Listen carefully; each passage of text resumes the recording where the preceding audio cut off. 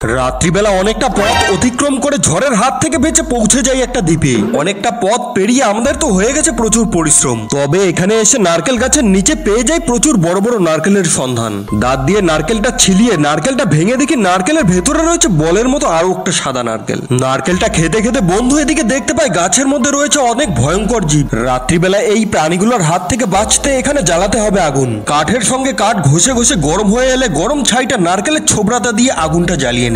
আর এই আগুন জ্বালানো থাকলে জীবজন্তুগুলো পাশে ঘেঁষতে পারবে না। তারপর নারকেলের পাতাগুলো পেরে নারকেলের পাতাগুলো গেঁথে গেঁথে তৈরি করে নিলাম আমাদের থাকার বিছানা। আগুনের পাশে রাতটা এভাবেই কেটে যায়। সকাল হতে জঙ্গলে বেরিয়ে দেখতে পারি কি বড় বড় গাছ। গাছ থেকে রশি ঝুলছিল, এগুলো দিয়ে বাদরের মতো একটু দোল খেয়ে নিলাম। তারপর অনেকটা পথ পেরিয়ে পাথরের কাছে দেখতে পাই জমে রয়েছে জল। প্রাণ ভরে খেয়ে তৃষ্ণাটা মিটিয়ে নিলাম। মিষ্টি জলগুলো নিয়ে নৌকাতে উঠে পড়লাম, কেননা সমুদ্রের জল গলায় দিলে গলা পুড়ে যায়। এখান থেকে যে করে হোক আজকে বেরোতেই হবে।